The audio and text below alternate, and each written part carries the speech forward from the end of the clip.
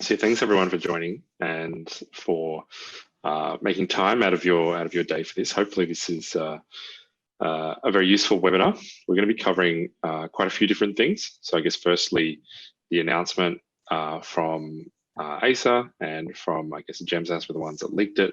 So we'll look at the implications of having this new information and what a May GAMSAT means now. We'll also look at how, I guess very quickly, we're going to be sort of adjusting ourselves. So this is a period of adjustment for students, but it's also a period of adjustment for people as well. And I think the other thing we need to think about is 2021 medical entry. So it's absolutely fantastic that we have 2021 medical entry. I think everyone was really worried that it was going to be cancelled, that potentially with how things were going, the universities were just going to cancel this year and defer their students to next year in an effort to kind of curtail any issues with not being able to have a GAMSAT. And with a lot of the universities now already moving their first year students entirely online. So that was an option as well. But this has been good news in a sense that the GAMSAT will be going ahead, and that means that for a lot of you that, this was the year that you really wanted to get in, or maybe in some circumstances, this was the 10th year post undergraduate or your most recent graduation from a particular course. So it was your last chance, then hopefully you've still got your last chance and you can push on ahead. So yeah, we've got a May 2020 GAMSAT. And as you probably heard last time, Tom and I were discussing whether it would be postponed or whether it would be rescheduled. And look, to be honest, as most of you will know from following the news and the announcements from ScoMo about whether you can have a 30-minute or a 1-hour haircut, the thing that is very clear is that if it was just a health decision, it would have been completely cancelled, and it would have been cancelled probably a long time ago. But because there's so many different factors here, kind of like 2021 entry, the universities themselves are stakeholders, the medical system's a stakeholder, that we needed to come up with a solution that sort of minimized the effect everywhere. And so I think one thing we didn't necessarily predict last time we spoke was that the GAMSAT would move online. So that's what it's done. It's moved online. They haven't announced the date yet as May 23rd, but I'm taking a pretty educated guess here that that's the likely date, especially given that we need to allow a little bit of time before the actual GAMSAT and having your applications in, which this does. If we push it a further week to the 30th of May, then that only gives you a week between the actual GAMSAT itself and when all of your applications will be in. So I think that would be pushing it a little bit too far. But yeah, we have an online GAMSAT now, and I think that's caused a lot of confusion and pandemonium. There's been all sorts of different discussions going on Reddit, going on Paging Doctor and whatnot, but we've got around about 10 weeks here to play with in our preparation, and that's really good because for a lot of us, we'd reached some sort of a point in our study preparing for the GAMSAT where we kind of knew where we were, or maybe we wished we had more time, or even in some instances we're actually really primed, and it was unfortunate that the rescheduling occurred. But what this does is it gives us another window and another opportunity to reassess our strengths and weaknesses, look at the opportunities to improve. For some of us, it's very much a blessing in the sense that we probably knew that we weren't going to score a very good score and that we weren't massively competitive. So this is almost like a second chance at the GAMSAT. And for others who are going to be doing really well, it's a real opportunity for you to cement that which you were already doing well and kind of crank it up to another level, really trying to unlock some of those elite scores that can be unlocked. And yeah, if we only improve at just 2% a week for this remaining sort of 10-week period, that'll be a 20% net increase, which could be quite massive when you think about the way the scores are distributed and whatnot. So that's really good. I'm also, it'll depend on the different people that are sitting the test, but for a lot of us, we're in quarantine. New Zealand is at phase 4. Australia is about to move to phase 3, and then not too far after that, move to phase 4. So we are indoors. We are just at home by ourselves or what have you. And whilst that's not always absolutely perfect, it does mean often we can do sprints of work, do bursts of study, and get quite a lot done. So it'd be different if we could procrastinate outside. And it's a little bit ironic that all of us kind of want to go outside now. But yeah, we've got to stay in, we've got to do something while we're in, and then GAMSAT study becomes something that is quite good to do. And I think that the main question that I've been getting emails about, I think Tom's been getting quite a lot of communication around this as well, is what will an online GAMSAT look like? So online proctored tests are actually really common, really well established. The LSAT, for example, is done in an online proctored form a lot of the time. A lot of other psychometric tests are. There are really successful companies that are set up where effectively what they do is offer online proctoring services for you. And I know a lot of people don't know what it looks like. So both Tom and myself have had to do online proctored tests for different either jobs we were going for or for tests that we needed to complete for our assessment if we were remote or what have you. So it's something that we've been through and we kind of know what to expect. This little YouTube link here is of a guy who's basically done a screen capture of himself during a proctoring, which normally isn't allowed or is very hard to get around because effectively when you're proctored, they take control of your computer. So you're no longer in the driver's seat, you're kind of in the passenger seat. So it's a little bit of an interesting insight into what goes on. It's only a 2-minute clip. I strongly recommend having a look at it if you're unsure what goes on in a proctored test, because it actually shows what I think is the most disconcerting part to people rather than doing the actual test, which is the setup. So when they're asking you to pan your camera around the room, do a 360, where are you going to place all of your different items while you're actually talking to the proctor? And for the rest of the tests, obviously, unless you're doing something weird, you're effectively just operating online and the software and the algorithms are taking care of the rest. There's a bit of concern around proctoring and online testing because people think that it's going to lead to lots and lots of cheating. To put it simply, and maybe to put it very boldly, if you're worried about that, you're worried about that because you actually thought about it. Anyone who's actually concerned about the GAMSAT themselves and focused on themselves wouldn't have even thought about doing this. So if you're worried about other people, it's because it did cross your mind briefly for a second. So have an honest look in the mirror and go, okay, it's not a good idea. In addition to that, and shout out to someone who went through and created this list on Reddit today, which I thought was fantastic. Remember that proctoring is losing control of your computer. So you can't have other windows and other tabs and all of that open. They completely control that. It's a remote access type of software where all you can do is operate within the window that you're in. Nowadays, with all of the AI and with all of the facial recognition software and whatnot that's going on, they can look for things like eye movements. They'll have your microphone tapped so that if you're whispering or whatever, they'll pick that up. Sorry, Tom? 4.2, just like a complete aside, just to keep everyone entertained. So like the way you train these types of algorithms, you need labeled data. And that's literally what running a proctoring company is doing. You're having humans intervene and recording a webcam for the whole time. So then all you have to do is feed in the video feed and feed in the times where the proctoring person intervened. And you do this over years and years and years. And eventually you have an algorithm that is just as good as the human at intervening in based on webcam footage. So it's, if anything, it's more attentive than a human because it's less likely to become fatigued. Yeah, I can attest to that because one of the times I sat the GAMSAT, I actually started writing in reading time and no one noticed. So that I was just right. That should have been, I should have had that taken away from me. But I was like too cooked and zoned out and just writing away, and the invigilators didn't even notice. A proctor would pick that up really, really quickly and easily. The other thing is that there's a risk aspect here to cheating. So on March the 30th, we're going to be getting the final information from ACER around what sort of platform they're going to use, what company, how it's going to work, all of like the exact date, all of that sort of stuff. One of the things that they'll be very clearly stating is that if you are caught cheating, that will be passed on to the universities and used to effectively bar you from entry into any of those courses. So if you really want to cheat and roll the dice and potentially risk your entire future, that's a pretty massive risk. And I think most people wouldn't back themselves to that extent.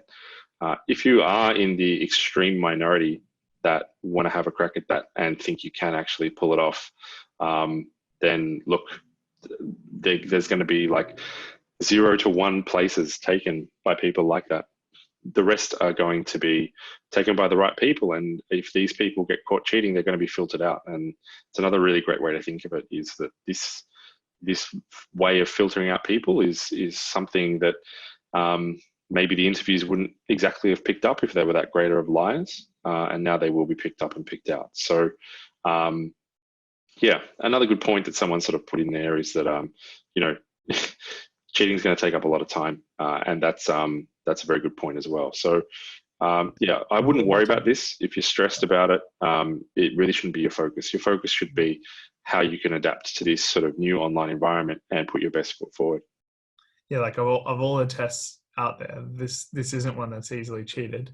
Like unless you have some sort of weird transfer process of the question.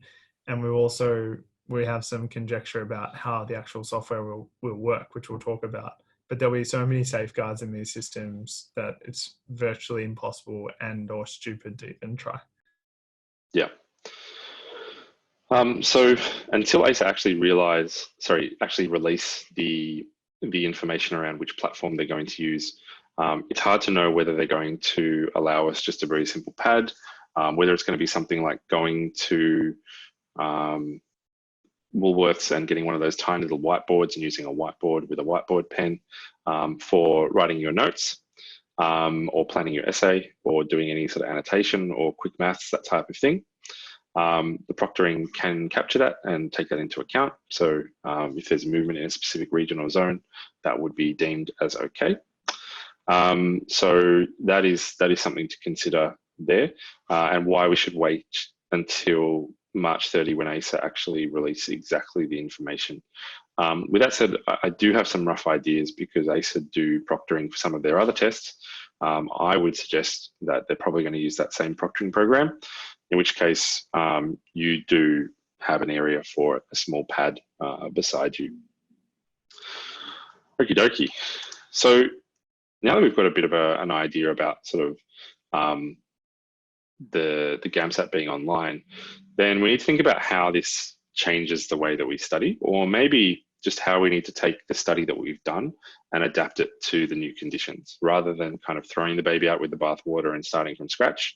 All of the work that you will have done to date will still be very useful. It will still be very applicable. It just needs to adjust. So when you think about section 2, it's more than likely that you will be using some sort of a text field or a small text box. Very, very, very primitive, very archaic, but primarily for the purposes of not allowing things like spell check or anything like that, Grammarly, those types of plugin apps to be able to work with it. As a result, whatever typing, whatever writing you put in there is very much your own work, spelling mistakes and everything to boot. Any planning you'll probably have to do on your little pad to the side when you're in your reading time and the prompts are actually up on the screen, and then you'll write into that text field. For sections 1 and 3, that'll still be MCQ. It's more going to be the layout, the aesthetic of how they do it. So, will there be, for those of you that may be familiar with something like the UCAT, will it be there's a stimulus and there's a question, and then once you finish one question, the stimulus stays, and the next question about that stimulus comes up, and you don't see any linearity or linkage between the questions? Or will they have the multitude of questions on the side so that you can move through them the same way you would in the actual GAMSAT, where you actually get to kind of see all of the different questions and all of the information? Some people have speculated that this means that the amount of information will have to decrease. Genuinely hard to know. Again, I think they're not going to try to move too drastically from what they do, but it could be that some of the questions were getting extremely long on the GAMSAT, and things that normally took 2 or 3 pages of STEM just to get into the actual question might be cut back a bit. or they'll alter the degree of difficulty on shorter stuff. Who knows? We will that's get a better idea once we see the aesthetic. Go, Tom.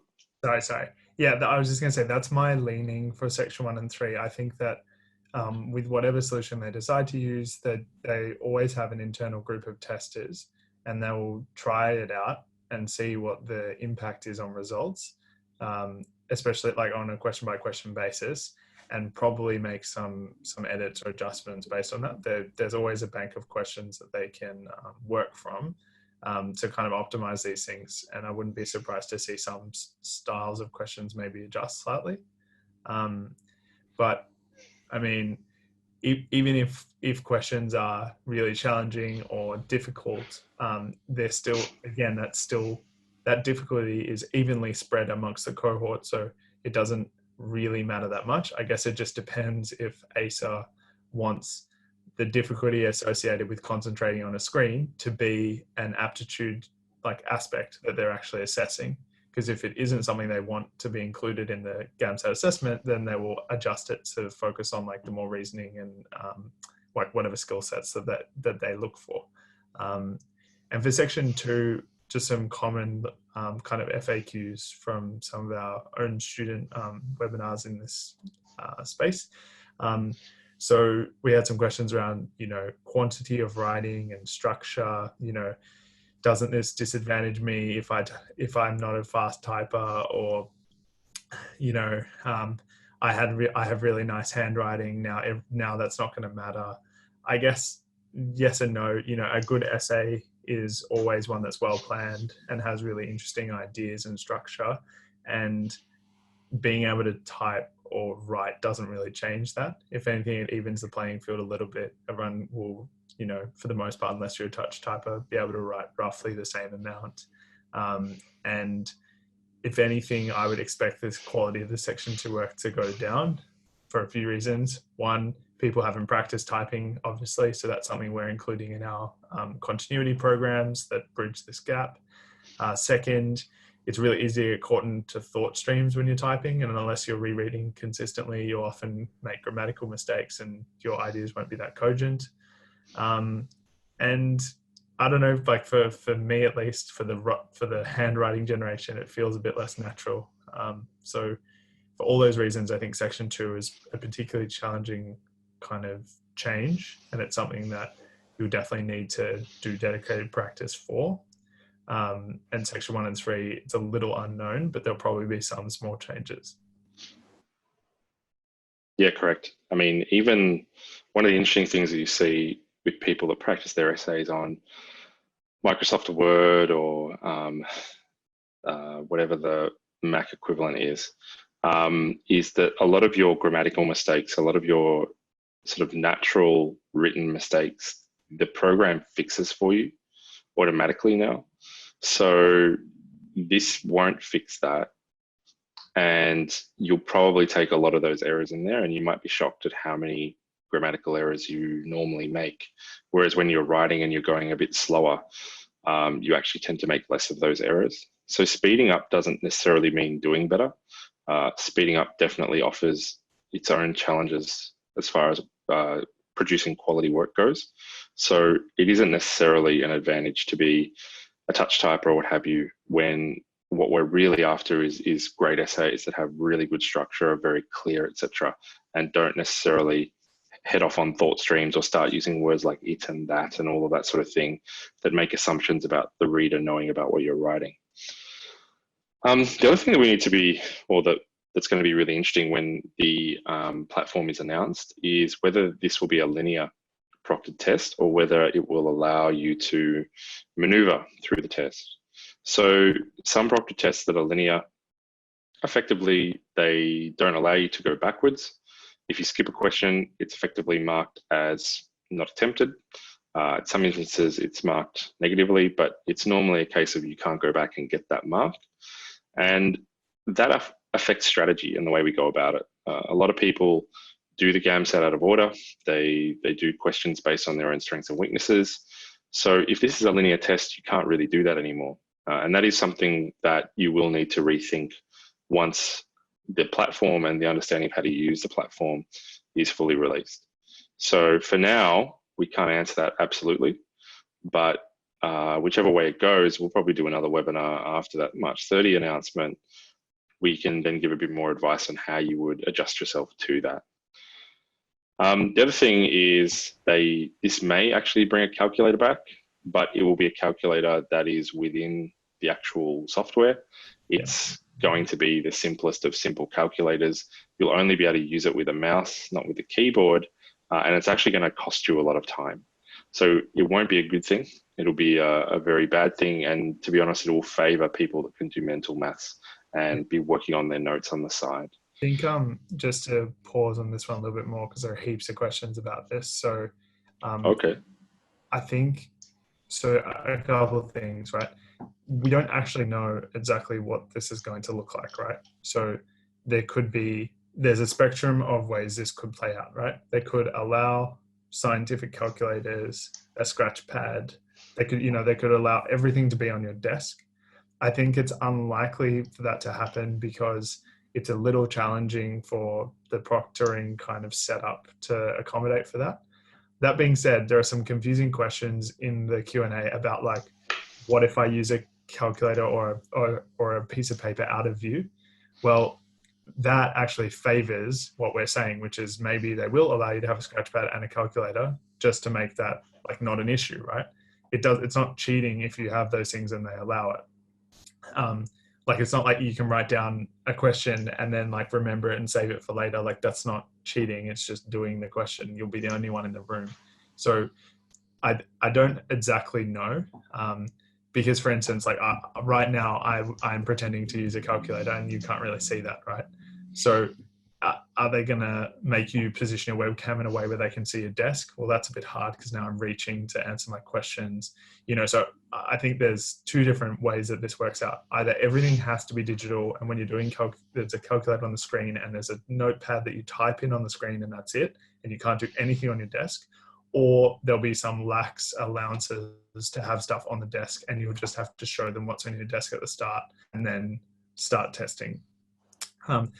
So yeah, I guess that's my feeling there, but we'll again find out. You will definitely find out with a lot of clarity exactly what will be allowed. That'll be part of the booklet that you always receive, the information booklet, and all their announcements will include these types of questions. I'm sure they're getting hundreds of emails.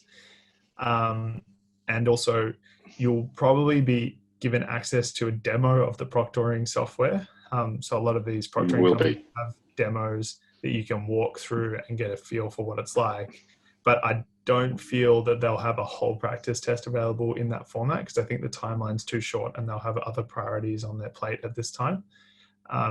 So yeah, I hope that kind of helps you guys understand the range of options. Obviously, we don't know, we're just guessing.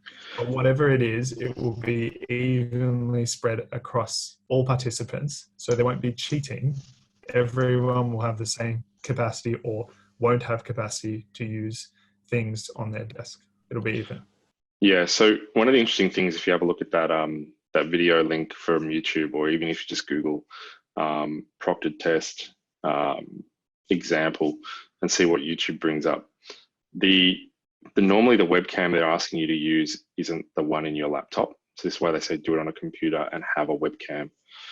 They ask you to pick up the webcam and move it around the room. So the proctor wants to check your desk space. They want to check the room. They want to check that, you don't have your tutor hiding in the corner, all of that sort of stuff. So they will, I think, do their diligence in that sense. And that's also why proctoring isn't cheap, and why this isn't like, ACER isn't going to make an absolute killing off this. In fact, ACER is going to lose probably way more money than what it would have doing it this way. Because I think every single one of you to actually just do the exam now is going to cost them a couple of $100, because you have to hire the proctor, you have to pay for utilization of the software, et cetera, et cetera, et cetera. There's building fees and all of that type of thing. So yeah, that's something else to look at as well. Have a look at that video and then get a bit of an idea of what it's about. This is a question that we've had a lot of, which is, can you go to the toilet during the exam? We don't know yet. My personal opinion is that I don't think they're going to let you. I think they're going to have scheduled breaks.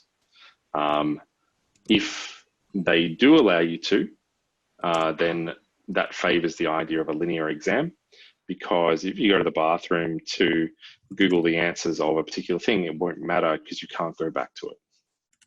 So there won't be an ability to go back and like redo the questions and cheat and all of that sort of thing. Okie dokie. So if you have a university computer that has security measures, will the proctoring program work on it? So I think the proctoring program, as Tom alluded to, will be something you're encouraged to demo very early. The one that ACER uses for its other tests, it already has the system requirements, et cetera, and the ability to test if your system is compatible. If you do have specific firewalls or what have you on it that are due to the fact that it's a privately owned piece of hardware, that could actually be a problem. But you kind of have to wait and see. I used to have a computer like that for one of my old jobs, and I could use certain software that effectively did the same thing. It either allowed me to take control of other people's computers or they could take control of mine. But you had to go through a fair few hoops to actually set that up just for that particular piece of software. And that's why you should get onto this quite early and not leave it too late to go and check out the platform. I don't believe this will affect the time limit of the exam. I think it'll still be exactly the same time length. If anything, you might get through it a little bit quicker because of the whole filing in, filing out aspect of things won't really need to happen. And if you're not cheating and you are ready and raring to go, then the proctor's not going to have to spend a massive amount of time like checking you out. They can just say, yep, all good. You're free to start. A few questions. Maybe we'll just quickly run through. How will they accommodate typing speed? We just mentioned that. So typing speed and length of essay is not correlated with results. So they won't accommodate it because it doesn't matter. Do you think the number of questions will change and times will change? Probably not. I think the break part of this is an important thing to consider. So there are some comments like, surely we won't be sitting at a computer for 7 hours. I don't think we will. I think the linearity of these platforms accommodates for that.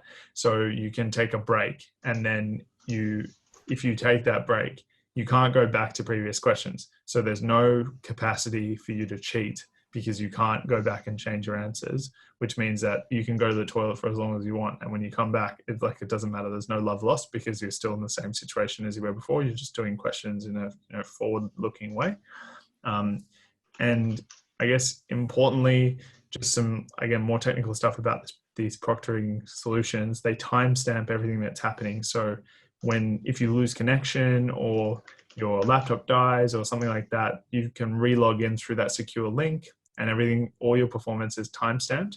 And your proctor, like the person behind who's controlling, 5 or 6 different testing situations guided by the software, they'll be able to restart your exam when you're ready and go through the whole ID and desk process again. There are a lot of questions about the webcams. I think we've freaked people out. So a couple of things. I'm virtually certain it'll work across different like computer systems like iOS and different, like all of the different browsers and that kind of thing. With the webcam, who knows? I think my feeling is it's unlikely that they'll expect everyone to buy webcams. I think they'll use a laptop solution and make you pick it up and show everything in the room. But it depends. I disagree. Yeah, it depends how neurotic ACER want to be. Yep. And with all of these things, there are heaps of questions about laptops and things. Don't want to be mean, but like, you're all adults, work it out. What if we don't have a portable webcam? Buy a webcam. Buy a webcam. Yep. Would it be advantageous to buy a webcam? Probably. Will my computer be suitable? Again, they will have demos of the software that you'll be able to test with your computer. If it doesn't work well with your computer, and they'll have minimum system requirements as well. Yeah, work out how to get access to another computer. You can probably Google Proctor and actually do a demo right now if you're really interested. But I'm better off waiting until ACER specify what demo and which software you need to practice with. All right. Yeah. So will we be recorded on camera? Absolutely. So that means if you are a person that needs to have certain clothing normally, if you are outside the house, even though you'll be inside the house potentially for this, then you would wear your outside clothes, and you wouldn't dress like pants off Friday. So yeah, no, that person's going to be able to see you. Yeah, I think we'll yeah. Sorry, go, so Tom. Just a couple of things. They're just all very specific about how it'll run. So I think a question about, will it be able to cope with this many people on one server? How do they do one proctor per student? So the first thing is server, yes, definitely. Facebook hosts millions of people. There are technical solutions to deal with this. Yeah. It's just incompetent organizations that can't do this type of thing, and ACER is not incompetent. Will there be one proctor for every student? So a lot of this work is outsourced. So, various countries, whether it's India, Philippines, wherever, they will have services where people are proctors. That's their job. And I would guess, I don't run a proctoring company, but I would guess that they have some sort of software support for this one person. So this one proctor might do 5 computers, might do 10 computers. Probably ACER can choose the degree of security they want and pay accordingly, something like that. So we've looked at a few different solutions, and roughly it can be anywhere from $50 a student up to a few $100s per student, depending on what exactly it is you want. So yeah, I guess that's that. I've got a question here. That's a pretty good one. Yeah. Do we think this is going to be the future of the GAMSAT? My personal opinion is no. I think this is a one-off. Proctoring is extremely expensive to do, and it would really make the GAMSAT significantly harder for ACER to make cost viable, because at the end of the day, they're then going to pass that cost on to you. The only reason it's not being passed on to you this time, and they're being so considerate, is because of the circumstances under which it's occurring. Normally, I can guarantee you'd be being hit with a minimum of $100 extra cost, if not 150 to 200, just because that's how much proctoring normally costs. The other thing is, there are certain skills there that are better tested for in the written read sort of setting. Certain cognitive skills and aspects that can be better delineated from that particular environment. Not that you can't in a digital setting, but there's a lot more data and grounding in the in-person setting. So I do think as a result, this will be a one-off just for this particular circumstance, and hopefully COVID-19's circumstances are out of the way by the time September rolls around. But you never know at this rate, especially in countries like the UK. A couple of other things. So do you think the exam will be live, everyone doing it at exactly the same time? So usually the way these types of things work is that you'll have some portion of students, like there'll be a starting time, but then depending on the exact testing timing of how your session goes, it might be slightly different. But there's usually like a window in which this test can happen, so that people can't start hours later and get information about what questions are on there. And again, like you'll be being managed by a proctor the whole time. So if you do any funny business, like you're going to get flagged and risk being barred or risk losing your results at the very least. So again, I appreciate the suspicion, but I think ultimately most people will just sit down and do this test honestly. Yeah. Someone's asked if we're going to get a partial refund because it's going to be done online. Again, I kind of addressed that, but ACER is going to lose even more money on this. So you're not going to get a refund. You're not being given a disservice. They're getting a much worse disservice than what you are.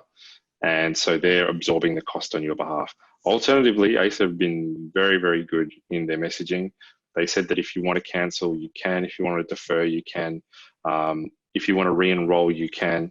They're basically saying all avenues are open, and they're going to be really, really understanding. So if for some reason you don't want to sit the test anymore, and you want to wait till it goes back to paper, if it goes back to paper, then by all means, you're welcome to do that. But deserving of a partial refund, unfortunately not.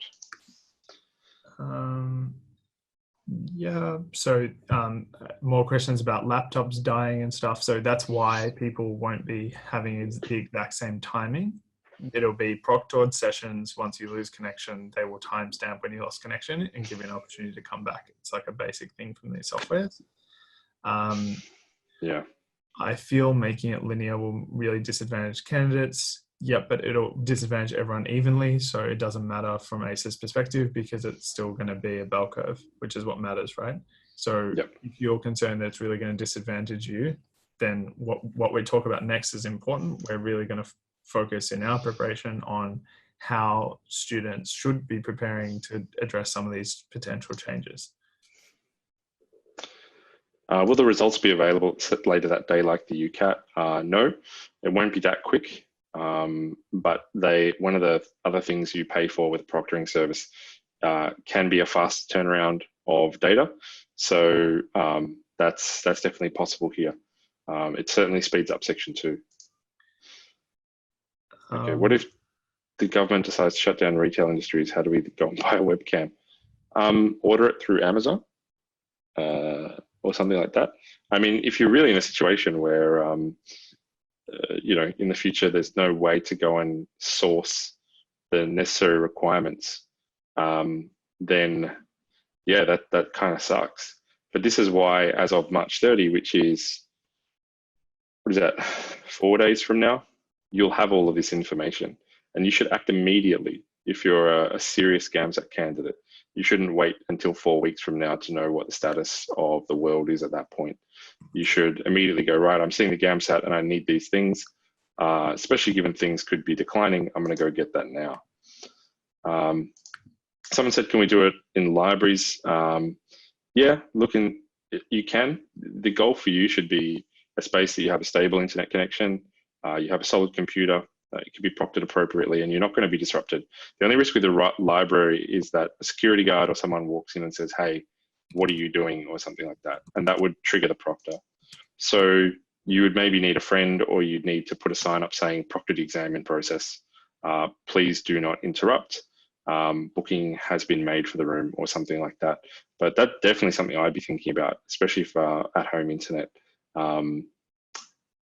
is no good. Yeah, I think maybe we'll move on, but just a couple last things. There were some questions about annotating and highlighting. I don't think it's likely that those features will be available. Nope. Obviously, we appreciate, and we were teaching our students about annotation. I still think the concept of fragmenting different passages in meaningful ways is still useful, but obviously the way you break that up in your mind will have to change slightly. Things like muting your laptop and headphones and all that kind of thing, again, like it's all conjecture, but maybe yes, maybe no. Will the timer be paused if something happens? Yes, probably, etc., etc. Okay, I think we can move on. Cool. So what does this mean for us as GAMSAT candidates? So I've already kind of said that I think this is an opportunity for us to take advantage and to refocus, realign, and look, in many sentences, the GAMSAT already was a test of how well people deal with thinking on their feet, adjusting to new information, interpreting new content. It wasn't a test of how much do you know. So this doesn't change anything other than it's something else to adjust to. What you need to be able to do is access good online content and people that can prepare you for that type of testing. So, a lot of companies, if you look at them, are still running the same GAMSAT ads. They're still doing the same stuff. They're not even talking about this. Fraser's as well has a UCAT arm. So we've been working with online testing for some time as well. And we work with global leaders in that space. You actually need to get used to that online environment as well. So make sure you go and test the proctoring software as quickly as you can once it becomes available. We ourselves are going to offer some of the ACER mock exams as well as our own mock exams, in addition to analytics that we'd normally have with our traditional mock exams, so that you know how you're ranking, where you stand on the bell curve based on your performance, and that can be useful for you to think about how you need to improve and what you need to improve. The other thing is, this shouldn't be you going, I need to go all the way back to the start and start learning about my first principles of theory, all of that sort of stuff. again, if you still think that this is a knowledge-based test, it's really not going to avail you even more in this particular setting. Working groups, hopefully you've got some group study groups going on and work together to try and help better one another. If you do want to engage a tutor or something like that, make sure it's focused on things that you know you need to develop. And yeah, really take advantage of this opportunity to take yourself from the level that you would have been at for March 21 up to the new level for what's likely to be May 23rd. That's an opportunity that not many would get. And you talk to a lot of March students and they will say, I wish I had have known this, or I wish I had a bit more time. I wish I could have adjusted. Well, this is literally the circumstances of that. The sad thing would be if people then started focusing on the fact that it's online and getting distracted by that and getting all emotional about that, rather than realizing the opportunity that's really been given to you here. So that's my personal take on that and what you should be doing now, and how you can kind of push on. So that's very much the way we're looking at things as well. So the message from us to our students or future students is that this is about sharpening your skills. It's not about building new skills from the ground up. You should be data driven. We're moving to an online exam now, so everything should be informed by data.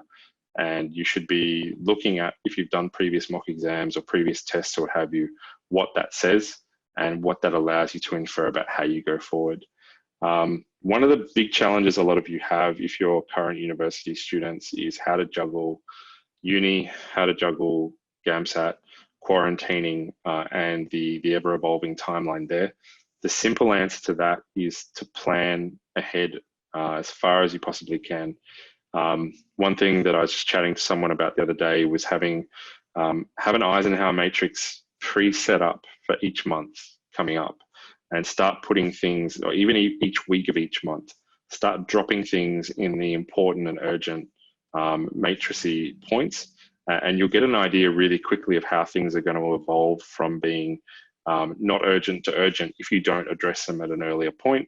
And it also leaves room for new stuff to come up. So if uni all of a sudden says, right, next week we're going to have a test, you can then quickly put that in the important and urgent part of the matrix, and then you can put the study for that in the not urgent but important part, such that you reach that and can deprioritize it as the time comes. The other thing here is you need to be outcomes driven. It's really hard to know exactly what we're going to expect in this particular format until March 30. But with that said, it's really important that rather than knowing how many facts or formulas or what have you have memorized, you can look at how you can improve from week to week, from test to test, from whatever it is that you do and use, because that will tell you that you're on track and you're improving. Just doing work isn't necessarily getting better. So that's the thing that I would encourage towards how you can improve your timeline. We've been busy on this last week thinking about how we're going to continue to support students. All our programs are running as per usual, but as Tom sort of mentioned before, for those of you that are at the end of programs, we have got a program specifically for those students called the Continuity Program. If you're interested in it, you have to reach out to us directly. It's not something that we're going to be advertising. We've had a lot of feedback from students saying they're now going to defer their March sitting and take ACER's offer and go to September, but they want to kind of start early in September. We will be doing a long-term September program. We're going to be doing lots of online mock exams, and we're going to be doing the ACER exams in an online format. So that'll be something that'll be very useful for a lot of you, I'm sure. The other thing here, and we'll get to talk to this sort of in the second part of the webinar, is that we've got interviews now happening somewhat in parallel with GAMSAT. So GAMSATs were the ones that sort of leaked this information, and they said that applications and whatnot will proceed as normal. And that means that applications are going to be open at a time when we're still going to be studying for the GAMSAT, and the GAMSAT hasn't been yet. So we're going to be trying to work with you to try and help manage that load, balance that load. And so just quickly, Sorry, Tom, did you want to add something? Yeah, maybe just jump back to the other screen. Sorry, just to be super clear, I don't want to sell too hard or anything, but if you've been preparing and you're at home now and you have time and you're interested in working with us, there's two main streams. So if you're aiming for March and you've been displaced, we have a specific program that's sort of tailored to this new process. And for September, all our normal programs are still running, and we'll just be converting most of the classes to online. I think that's just to reiterate. Cool. I think a couple of questions, but I think we'll go through these ones first. Yes, I think we've dealt with some of these already, which is good. So we've explained sort of the situation with the internet connection, that the timing can stop, you can get back on, Proctor can reset up, and you can go again. Remember that though, it's not just going to be going back on and then starting again. The Proctor is going to have to reset up your room, go through that whole proctoring process, and then you start again. So that if it's really unstable, that'll be really annoying. And you should start thinking about, if you do have bad internet, finding a way to be at a place where you're not going to be spreading COVID, that has outstanding internet that you can totally rely on.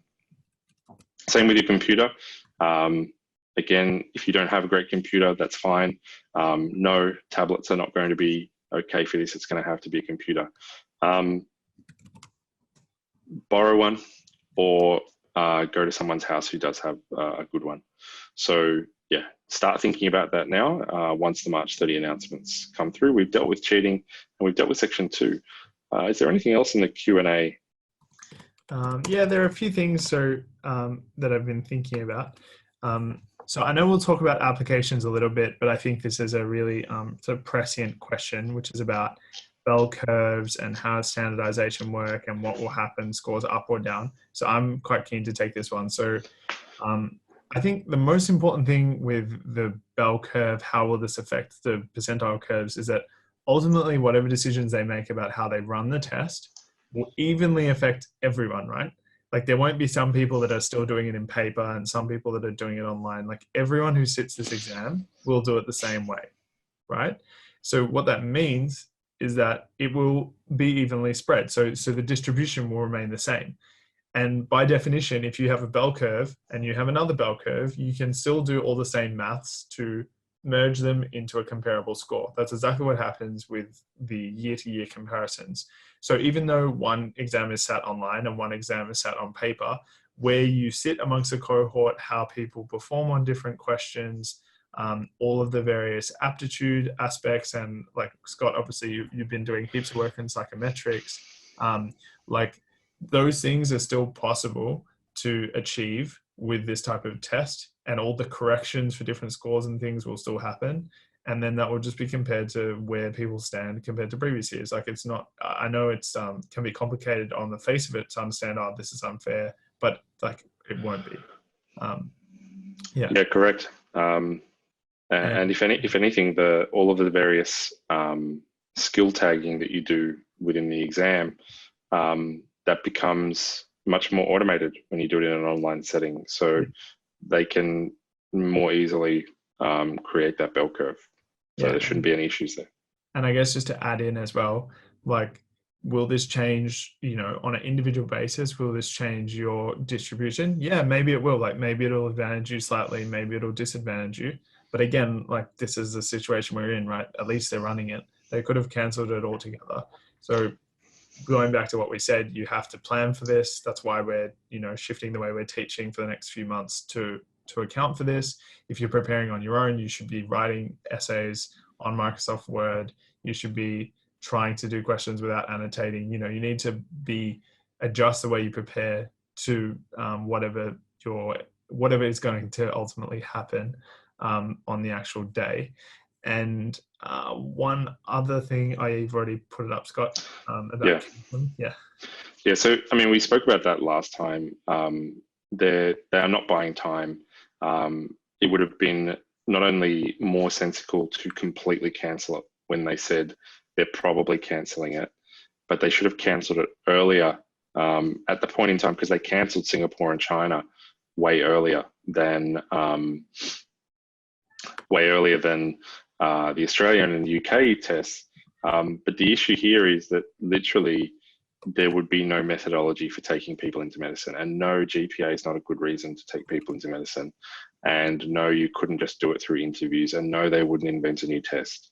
All of those things require completely reinventing the wheel. So it was literally, and I had some whispers from some of the people I knew at some universities saying, well, if they do that, we're not taking a cohort. So some universities were just like, no, we don't want people that we haven't verified through these mechanisms. We want people that meet our certain standards of performance and our certain metrics. So if we can't have those metrics, we'd rather not have a cohort. And so yeah, this is not a time delaying mechanism. Yeah. Will international students do the test online?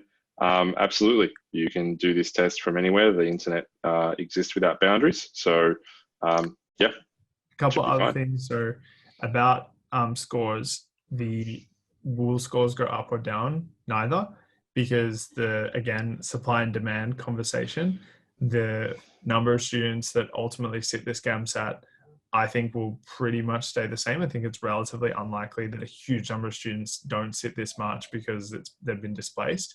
It's possible, but I think for the most part, it'll be a year where it's roughly stable.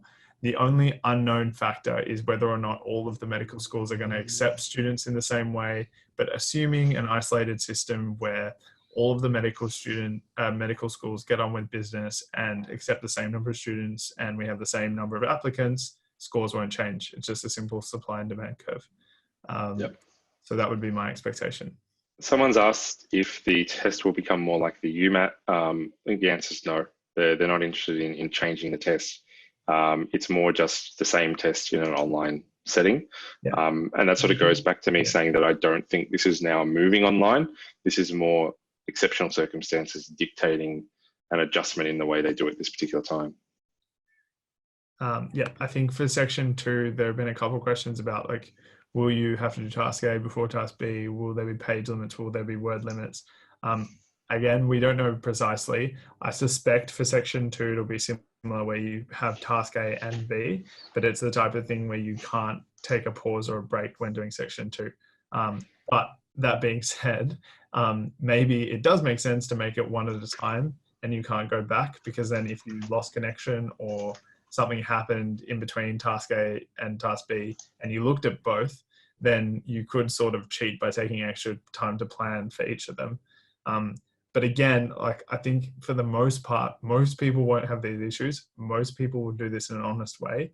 If you have disconnections and other issues, the proctors will be highly suspicious of your activity. So this isn't something that we should be planning for, like when our disconnection is going to happen, you know, like pull the lever now. Like that's not something that is a good idea. But exactly how to work, we don't know. Yeah, and that's why you can't sit it in a library or in a group room. Like it can't be sitting on 4 different sides of the desk. When you show the proctor the room, if you show them that you're in a shared room, they'll just say, right, you can't do the test now. Yeah. So, yeah. Had a really good question here from a person that's done the ISAT. So for those of you that don't know, I've tutored a bit of ISAT in my time as well. That's the Italian version of the GAMSAT.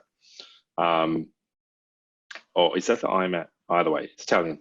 And yeah, they gave a short tutorial right before the exam. It's a bit hard to adjust to right away, but hopefully they'll give you practice. Yeah, exactly. So it takes adjusting to. There's a bit of a tutorial. I think ACER is going to give you the opportunity to do the tutorial like right from March 30th or not too far after that. I don't think they're interested in delaying the time to access the platform. I think they actually would rather people are familiar with using the platform so that when the day comes to actually do it, the proctors can actually administer the test and it's all good. This one's a good one. So with the GAMSAT applications, there are a couple of ways this will go down. So yes, you probably won't have your mark back in time. Well, basically you won't have your mark backs in time for when applications will close for like preferencing and your portfolio and all those different timelines. What I expect to happen is one of 2 things. Either the system will automatically choose the most favorable GAMSAT that you have on record, or which the second option, which I think is more likely, is that they will just edit the platform slightly so that at a later date you can actually choose which GAMSAT you want, and there's some final deadline for when you can shift preferences and change GAMSATs. That's how some of those preferencing algorithms work in medicine for internship.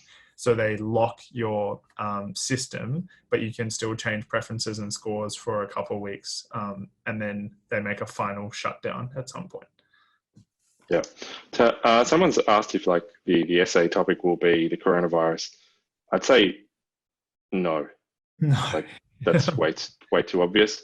It's too specific. I think it's more likely they would, if they wanted to link it to something like that, they'd link it to universal healthcare, or they'd link it to or like isolation or something. Yeah. Or I mean, even the whole isolation talks about that philosophy around the greater good and sacrifice. So sacrifice could be a topic. What does sacrifice mean? Because surely a lot of the hipsters that have already booked holidays are having a really tough time with that. Yeah. So I think a lot of the other Singapore's still having their GAMSAT in June. Yes, they are. So I think a lot of questions now are about applications and whatnot. So we might push on then. And yeah, this was the thing that kind of triggered us all to the fact that we were having a May GAMSAT, and it was actually from good old mate GEMSAS. So GEMSAS are the consortium body that represent most of the postgraduate pathway MD courses in Australia. And you can see here a couple of things. So they've obviously let us know the date that this is going to be on. However, they've said that they're going to have the same timelines for applications, opening in early May, closing in early June. The difference between when sort of this was now is that traditionally you sat your GAMSAT in March, you got your scores sort of April, May, just before GEMSAS opened, or just after GEMSAS opened, and then you applied and did all your stuff that way. Now this will be actually the portal will be open before the GAMSAT, and the portal will close just after the GAMSAT. So we're going to need to think about applications sooner if we're applying for the 2021 intakes of Med, Dent, or Optom. But there are some small caveats which I think are great. You can amend your preferences once the scores are released. So if your score is drastically different to what you're expecting, maybe you want to alter your order of preferences, you can do that. You can get a refund if your scores come out and, for argument's sake, you failed and you no longer wish to apply. And you can change your GAMSAT ID, which could be for a higher score, maybe if you have a past GAMSAT score, such that you use that score instead for your application. So again, I think that's pretty considerate of GEMSAS in these sort of times. From a Fraser's perspective, how do we juggle all of this? Well, we have our web. Well, actually, Tom, maybe do you want to run through this? Yeah, definitely. So this is my my baby. So I really like this stuff. So we'll run a bunch of webinars at the moment, given that April and May will be peak Corona time. So application workshops / webinar will go through everything we know about GEMSAS, which is a lot, and all of the various application processes, GAMSAT, scores, all myths and virtues and things you should and shouldn't do. Our webinars and workshops are going to move to a donation thing. So we're going to donate a small amount of money to probably, I think hospitals probably make sense, or to masks or ventilators or something that's prescient for the time. It won't be too much. It's just something nominal so that we know that you're valuing our time. We've had a couple of issues where we've made things completely free, and then I will skip out of hospital or something really important, and 20 people out of 200 will rock up or something. So hopefully you guys take well to that.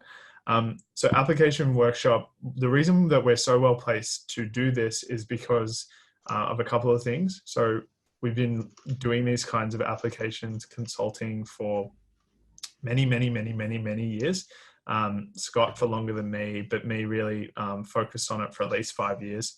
And the, I guess, benefit of having a group of students is that we can follow through the group of students, their scores, their preferences, how they actually perform. And we actually have really, really detailed insights into what the different choices that you make, what effect that has on where you end up.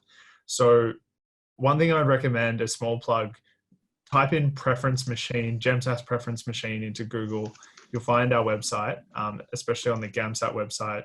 We have basically reverse engineered the whole GEMSAS preferencing algorithm based on last year's data, because we had 25% of the students that interviewed, and those students' scores and preferences were used to generate that algorithm. So you can put in GPAs, GAMSATs, and see which universities you would have got offers at or not. And it's an extremely valuable resource, and we'll be updating it for this year. So there's that in late April. That will incorporate all of the new things about the process that we discover, including, importantly, Sydney. Sydney application processes are still a bit up in the air because this is all meant to be in parallel. So Sydney would have happened usually much earlier than GEMSAS, but I suspect that they will frame shift everything backwards a few weeks to account for the fact that the scores are being released at a different time. Okay. Portfolios. So we run a session dedicated to portfolios, and we do heaps of portfolio editing and reviews. For those that don't know, portfolios are basically a really structured CV or resume that you submit for University of Notre Dame in Sydney and Fremantle, and also University of Wollongong. So there are a lot of things that go into doing that well, and we can help you with that both through our programs, but also through some of these free events. And then through into June and August, we'll also be running, usually we run a University of Sydney free workshop and a GEMSAS free workshop, depending, because the University of Sydney is quite specific and has different timing. And yeah, so I guess the bottom line is this, alongside our free online course, there's heaps of free content. So regardless of whether you're someone who wants to do the paid programs or someone who wants to do things for free, you should definitely be signing up to all of our different things. That's enough plugging.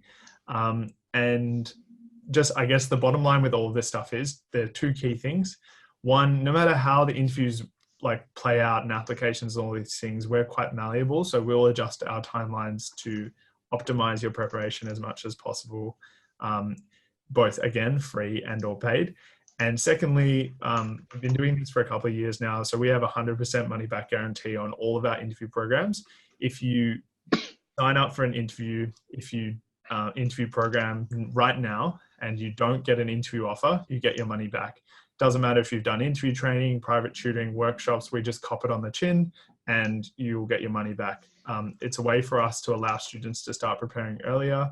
And it's good for us because we can plan for the number of students a bit more accurately as well. So it's kind of a win-win and just makes sense. So if you're in a position where you've got a good GAMSAT score and you're extremely confident, there is essentially no risk for acquiring our services. You can find out all the information about that stuff on Fraser's interview, and that's enough. Yeah, I think I've covered that very extensively. If you have any specific questions about interviews, applications, all that kind of stuff, obviously come to the events that are going to come to pass, but I'm more than happy to cover a couple now if you want to chuck them in the Q&A. Yeah, there's one question I think you should take, Tom, and this is one that you answered very well last night, I thought, around what we think the University of Sydney particularly, I mean, obviously Flinders, Bond, I guess the international unis, which I could talk about, but yeah, what do you think USyd's going to do? Because they're definitely, you know, cutting against the grain. Yeah, so usually University of Sydney has like a really tight timeline. It's interesting, like obviously, you know, I think that they look at the Fraser interview timeline and assess their dates based on that. But they're definitely aware that people prepare for their interview training, so they're trying year on year to reduce the amount of time between interview offers and when the actual interviews happen. But I think it's more than likely that this year they'll sort of, as I said, frame shift it. So they'll move it back a week or two. but the actual space between each of the things will stay the same. So, if interview offers are released and then a week later interviews were to start, that spacing I think will stay exactly the same, but it'll just adjust based on when the results and the UAC GPA calculations can all be done. I expect they'll update their timelines once ACER's plans have firmer footing around the dates and when scores will be released and that kind of thing. But we'll include those things in an application webinar. And if the University of Sydney have like really specific things that change at a late notice, like these webinars, will run things specifically for University of Sydney as well if we need to. Yeah. So Tom, you mentioned that there was an online course which was free. Which one was that one? Yeah, so if you go to the Fraser Interview website, you can just Google it. We have a million different free resources. One of them is the free interview course. Basically, it has, you'll get to see what a paying student will see, but there's a really significant selection of those resources for free.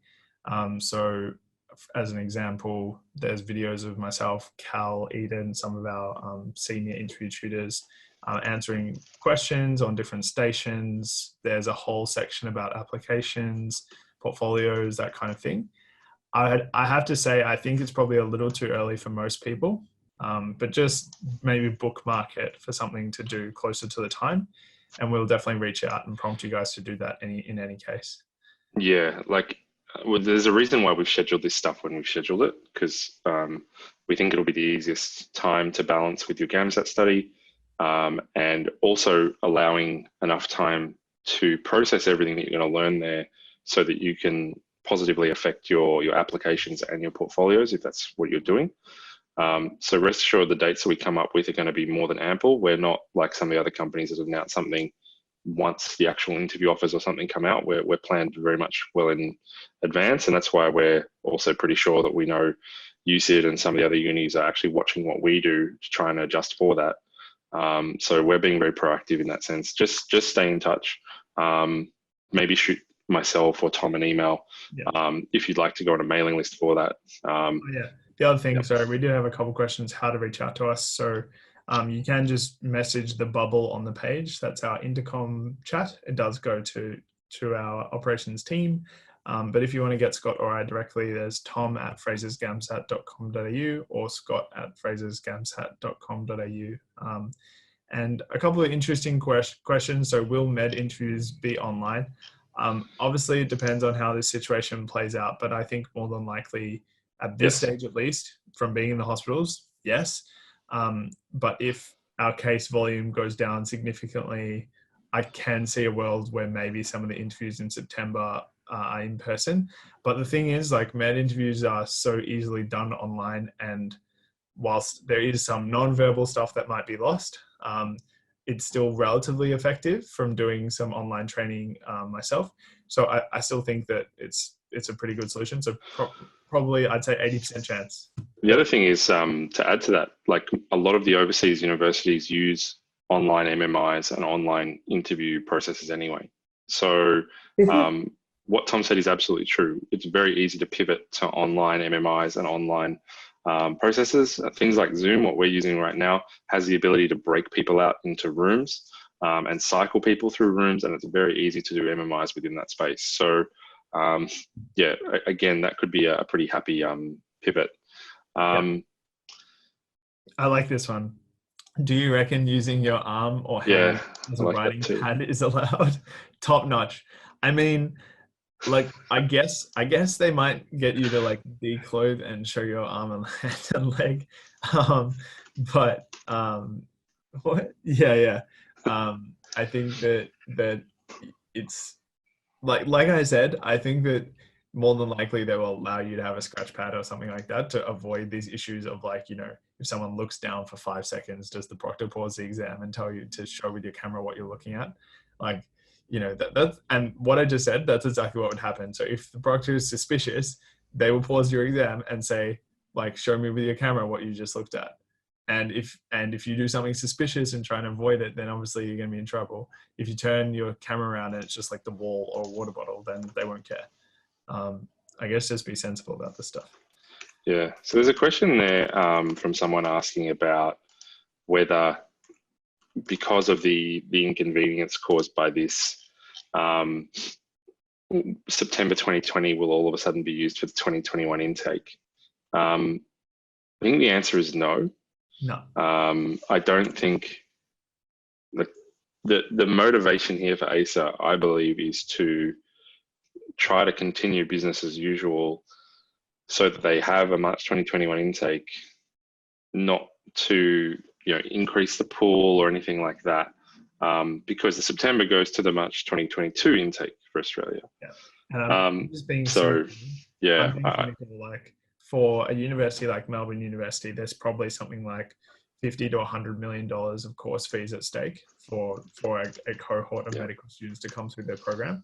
And so again, it's cynical, but I really think that will be a driving force in the processes maintaining, like they can't afford to not have a year of med students. And actually from the workforce perspective, like what happens for that year of interns, right? Like if there's a year where there is an applications process. So I think it is a business as usual plan.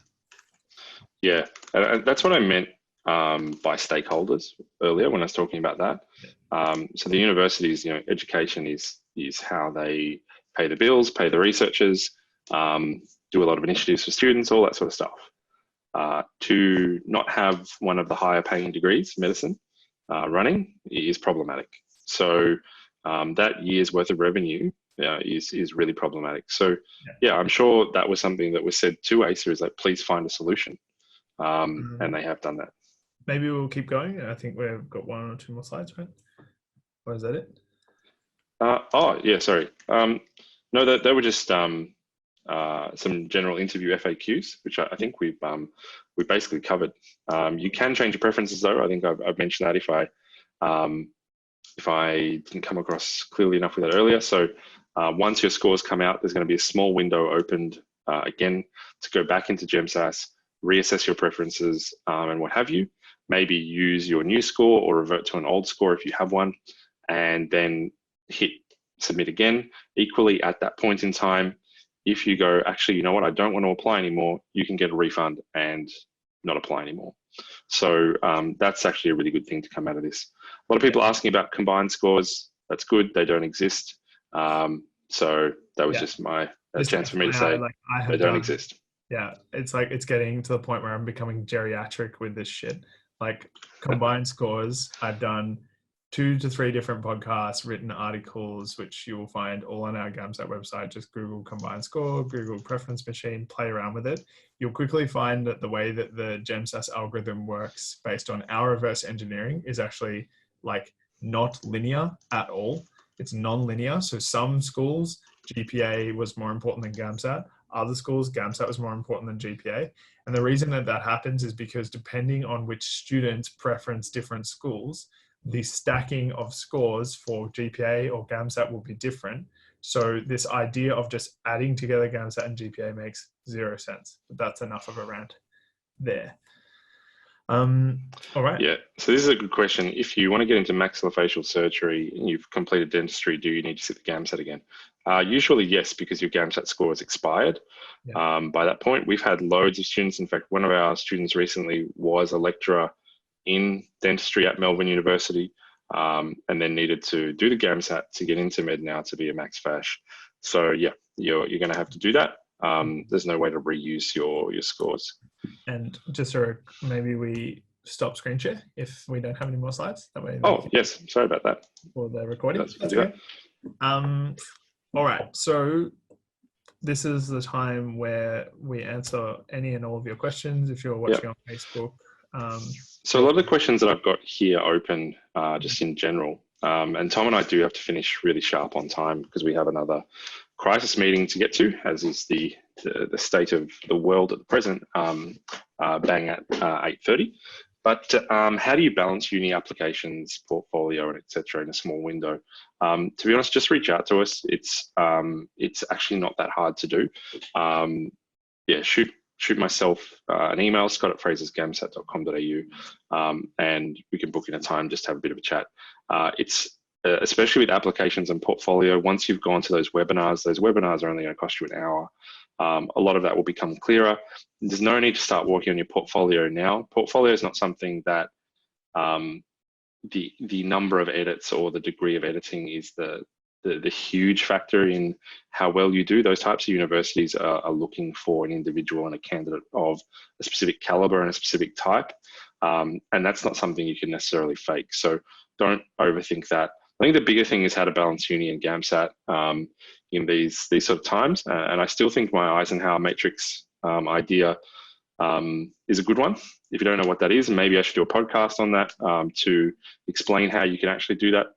Maybe just email me and say I'd love to listen to that podcast, because I'm always looking for ideas from you guys on what other podcasts we can do.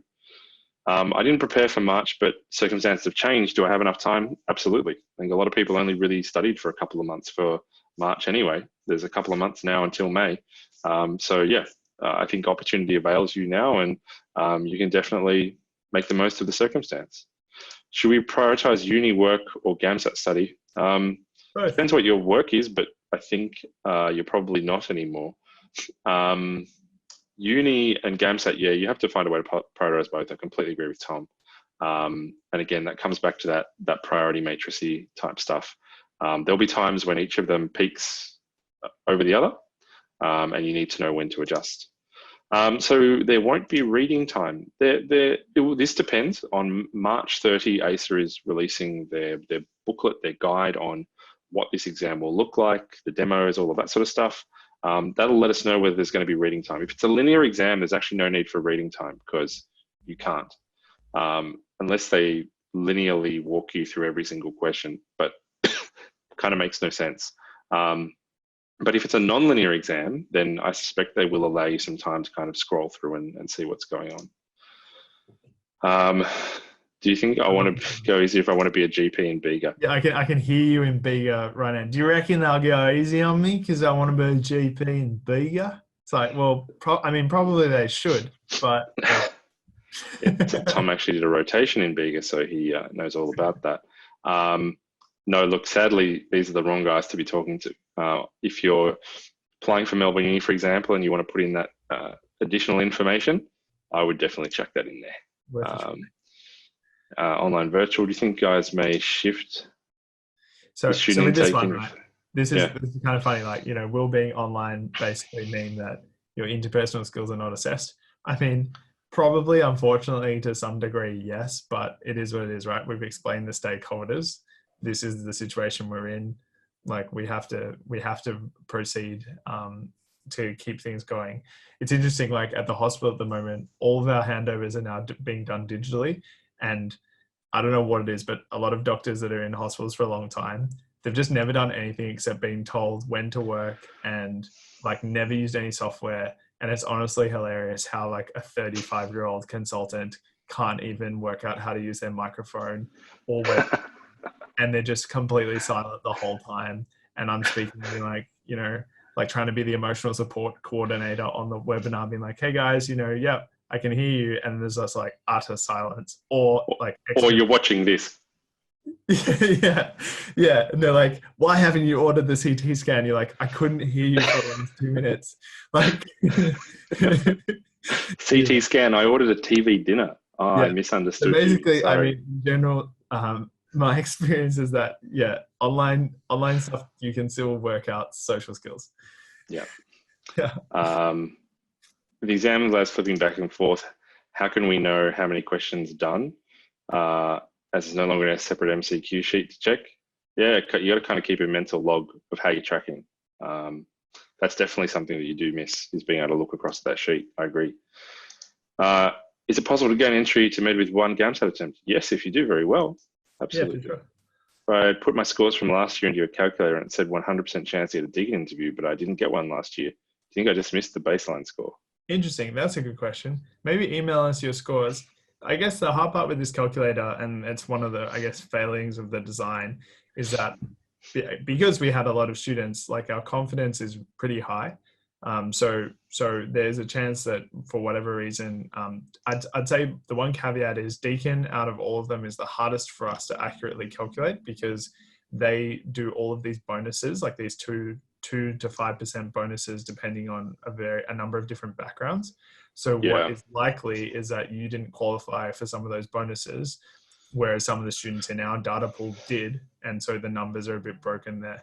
But in general, it should skew negatively. So it should skew like in the opposite, like it shouldn't give you false hope based on the way that we've designed it. I'm sorry, I don't know what happened. Email us and maybe I can give you some more personalized guidance. There's all sorts of other little sub-cohort stuff going on as well that we can't build into our stuff, but we know happens. Like, for example, we had a great student last year who, fantastic GAMSAT score, fantastic portfolio, 7.0 GPA, didn't get into University of Notre Dame. And yet people with lower scores across the board and worse portfolios did, but she's young. And we know UND likes older, more mature students.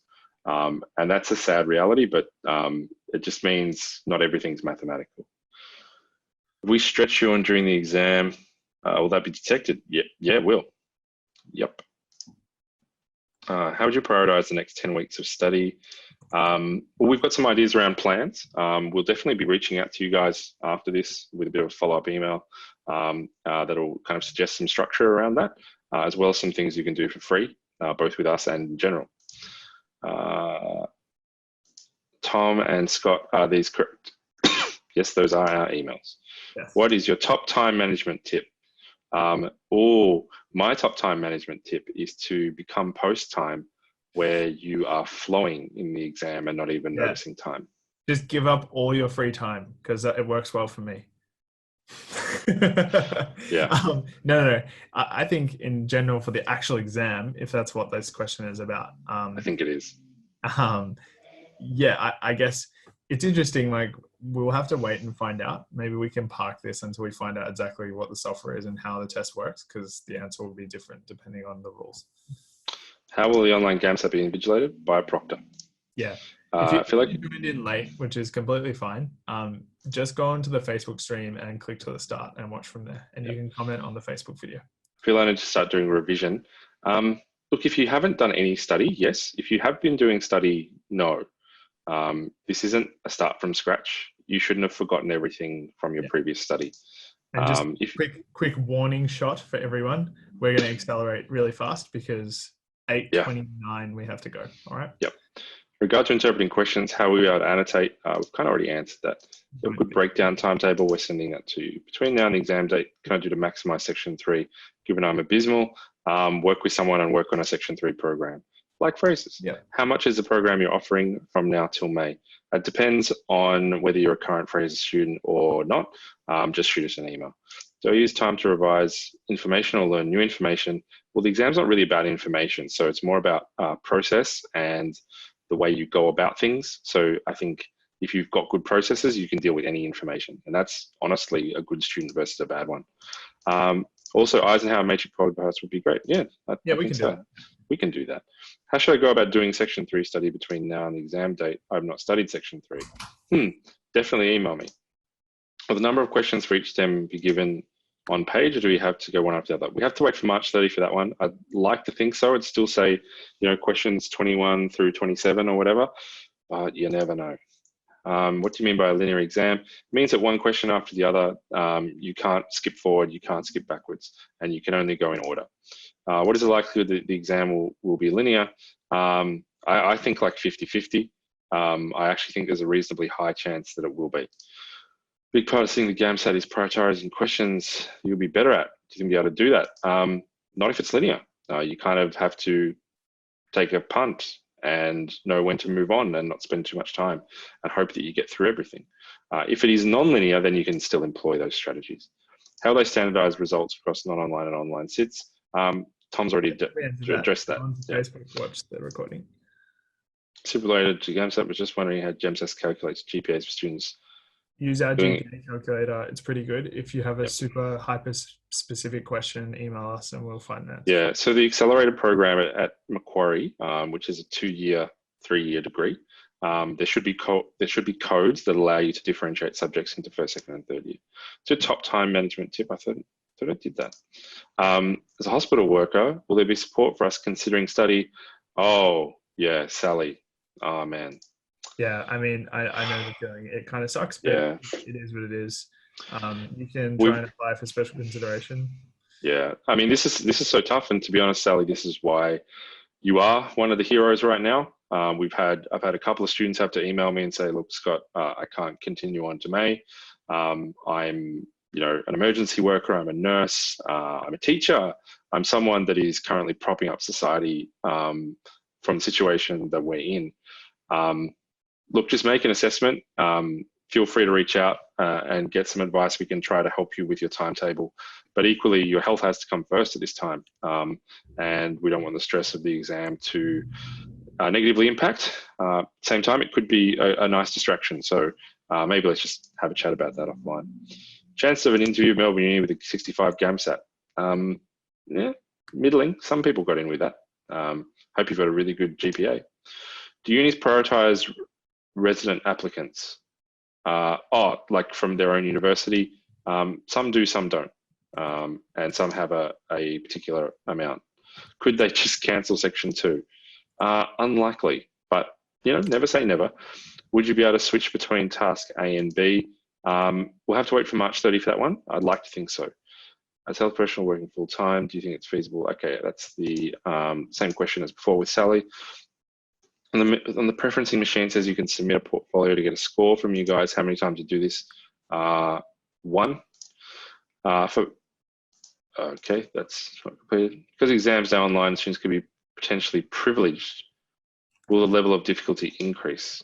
I don't think so. We have to wait to see what the aesthetic looks like.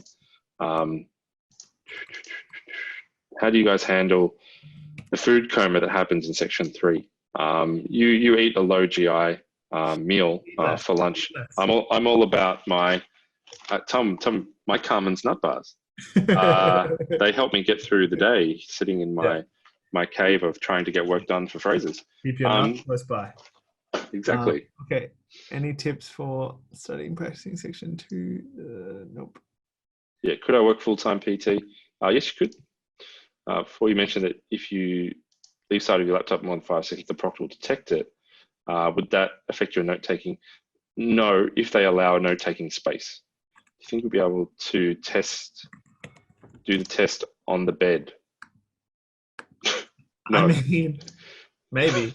Depends how intimate you want to be with your proctor. No, I think that they're gonna make you do it on a desk.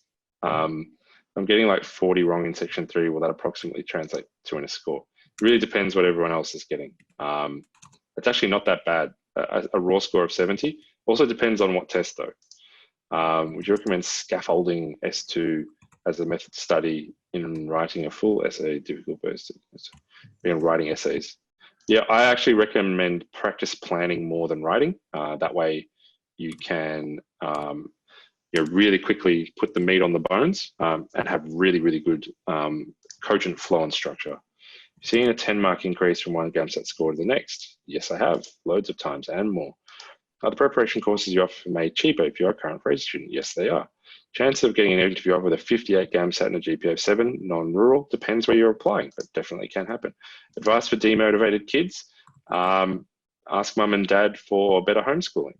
When we say, how could we have voluntary experiences during the quarantine for the portfolios, for example?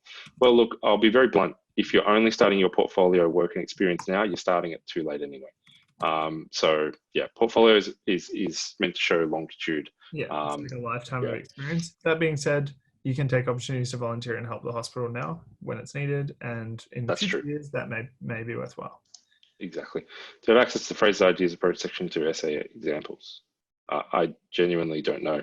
If you're a student, you do. Lowest GAMSATs. Sorry, go. Lowest GAMSATs. We do have a couple of essay examples on the website, so just Google and have a look. Lowest GAMSAT score non-rural, 50. 50, yeah. Do you think a 100 percentile mark is approximately? Go Tom. For section 1, 65 plus. For section 3, probably 100 or so out of 110. And for section 2, no one knows, but obviously probably perfect scores. Yeah, thanks, Fatima. We do have to jump off. Yeah. And thanks everyone. Hopefully we did justice to your questions, helped share some good information.